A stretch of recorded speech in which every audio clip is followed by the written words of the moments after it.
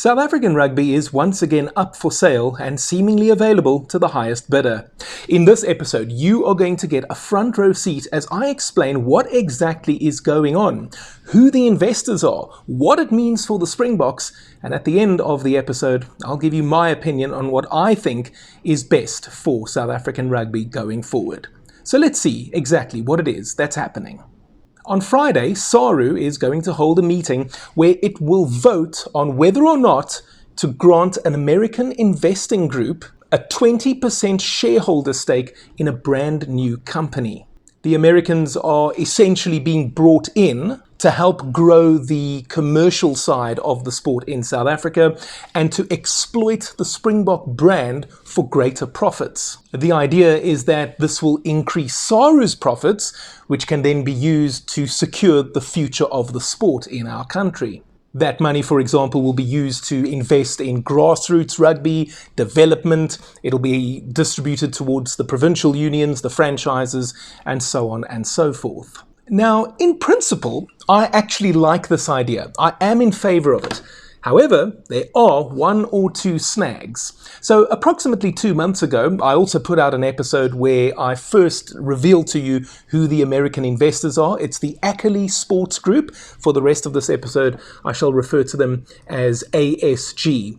And the idea being that bringing in an equity partner who is experienced in sport, but as well as the commercial side of things, that can be beneficial not only to South African rugby, but any rugby union. And yes, I know that you are going to tell me about New Zealand and the Sharks, and I will address that a little bit later in this episode. But before I get to that, approximately 2 months ago, when this news first broke and we knew that SARU were going to hold a meeting and its members were going to vote on it. By the way, when we say members, those are the individual provincial unions. So the 14 of them, right? So that's Western Province, Boerland, Southwestern Districts, and so on and so forth.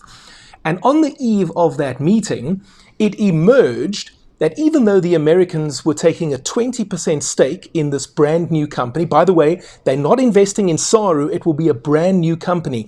You might remember approximately 15 years ago, SARU and SA Rugby were two separate entities. SA Rugby was in charge of the commercial side of things. Interestingly enough, Rian Oberholzer was also involved at that stage in South African rugby. He is again the CEO of SARU currently, so some interesting parallels there. But nevertheless, coming back to what happened 2 months ago, on the eve of that vote, there were all kinds of questions that emerged about what exactly were the Americans going to get in exchange for their 20% stake. And it looked as if it seemed to be a deal that was more favorable for them than it was for us. And when I say us, the individual members of SARU, but also South African rugby as a whole. One of the sticking points was actually match day fees. But before I address that, you may know this, South Africa's Minister of Sport, Gayton McKenzie, suddenly got involved as well, and SARU postponed the vote to this coming Friday. Now, just so you know, it needs a 75% positive vote in order to be approved. So it's not like you need 50% plus one, it needs to be 75%. Don't forget that. And the Bulls have now got involved as well. Their CEO, Edgar Rathbone, has sat down, a little bit of wheeling and dealing going on with the members of SARU who appear to be uneasy with this vote, or unsure. Let's go with unsure instead of uneasy. And he has played a role behind the scenes to try and get those members on board. And as we mentioned a little bit earlier, test match hosting fees seems to be the biggest sticking point at the moment. Now listen, unions or members like Griquas and the Griffins and the Eagles, Southwestern Districts, they don't host test matches, so they don't care about this sort of thing. So in theory, they might look at this deal and say, oh, there's a little bit of extra cash coming our way, we're going to sign up for this. But then you think of Western Province, the Blue Bulls, the Golden Lions, even the Free State Cheetahs, obviously the Sharks. Those are the ones that host test matches. And I suppose you would have to include Eastern Province and Mpumalanga or the Pumas in that as well, because those are also venues that host test matches. So they are going to be the ones that are saying, hey, hang on a second, we are not entirely comfortable with this. And that would make up 7 of the members. So that's 7, that's half, right? So if half of the guys are not on board, you've got a problem. And this is where Rathbone has come in. He has actually suggested a framework where ASG will reimburse those members for the use of their facilities from 2025 onwards.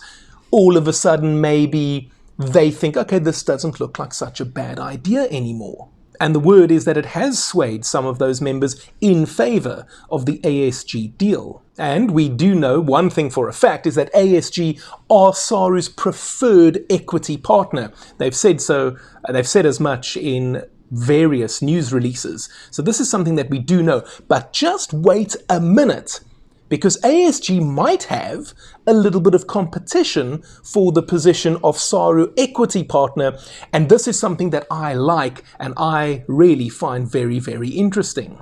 You may have heard of Johan Rupert, one of the richest men in South Africa. Of course you have. You may also have heard of Marco Massotti. Especially if you're a Sharks fan, you'll know all about Massotti, I suspect. Well, the two of them are now working behind the scenes to put together a rival bid.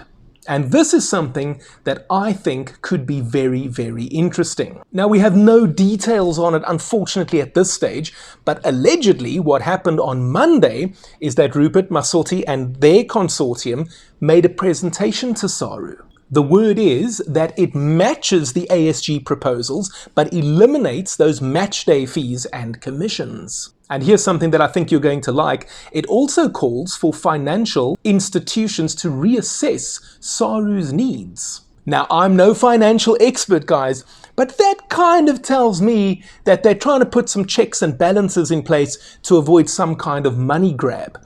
And when I say money grab, there's something that I really feel needs to be said here. I do believe that Rian Oberholzer and Mark Alexander and the rest of the gang at SARU sincerely want to do what is best for South African rugby. I really do believe that. Their competence is something else that can be called into question. But one thing that I firmly believe is that sports administrators are also politicians, and politicians are not to be trusted. And the reality is that should this deal go through, men like Oberholzer and Alexander are almost certainly going to receive some kind of commission, okay?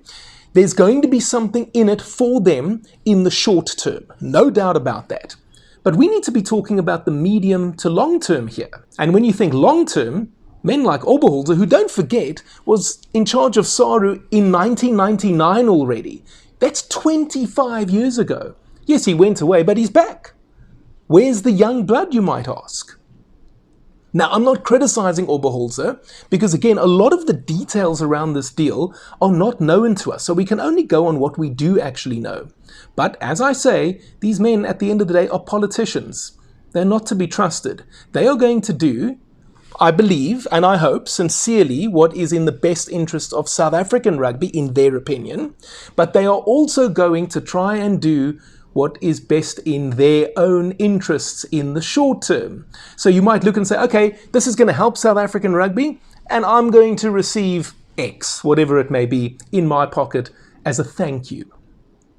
And that is one of the reasons why the ASG deal already has a question mark. But at the same time, let's be honest, a Rupert Massotti deal would also have a question mark against it. But I do like that idea of financial institutions assessing SARU's needs. It does tell me that it's one check and balance that could avoid some kind of a money grab. Now, at the same time, I know the last video that I put out about this topic, it divided opinion. A lot of you were saying, oh, we don't need this, this will destroy our rugby, etc., etc. And I did promise you earlier in the episode that I would address this matter. Firstly, this deal is different to the one that New Zealand Rugby has and the one that the Sharks have, okay? Firstly, we can't compare what's going on with the Sharks because the Sharks are a domestic team or a franchise, a club, whatever term you're comfortable using in this instance, whereas we're talking about a national federation here, the South African Rugby Union. So let's compare it to what's going on with New Zealand. In my opinion, and I speak strictly as a little bit of an armchair investor, okay? I am not Warren Buffett.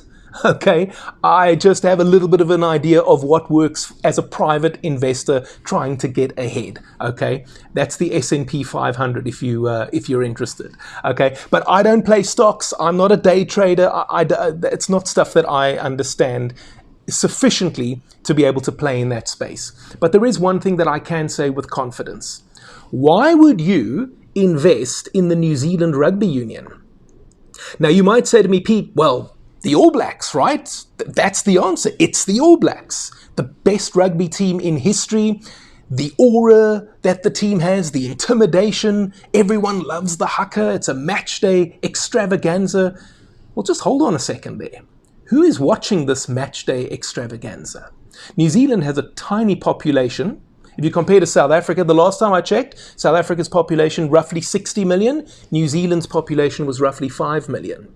So in theory, and I know that we're a much poorer country than them, but in theory, if you're trying to sell something to a sponsor, if you're trying to sell TV revenue, if you're trying to sell TV advertising, South Africa, again in theory, not necessarily in practice, offers you 12 times as many eyeballs as New Zealand. New Zealand is not an attractive investment option. And as we have already seen, it's not looking very good. Now, having said that, World Rugby might be up for some kind of reckoning in the very near future. We know the sport is struggling. Domestically, look at England, right? Wasps, one of the most famous clubs in England. It doesn't exist anymore. There are other examples as well of teams going bankrupt, not only in England, in other areas as well. What about England itself, the RFU? Well, they recorded a massive loss in the last financial year, £38 million. That's not good. Looks even worse when they've paid their CEO a very handsome bonus to say thank you. Thank you for what exactly? The Welsh Rugby Union, well, they're not doing much better. Their loss for the year was somewhere around £15 million. So rugby is in trouble. Financially, the sport is not in a very good space. And I think that what you're going to see is more of these private equity investors trying to, I don't know, negatively worm their way in, positively come on board and help grow the sport. We don't know what's going to happen. We can only hope for the best, of course. Alternatively, and like I said, rugby could be in for a reckoning of sorts.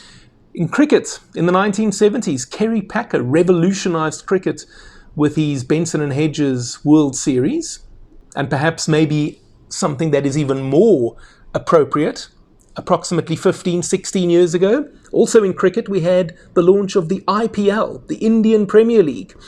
Has it revolutionized cricket?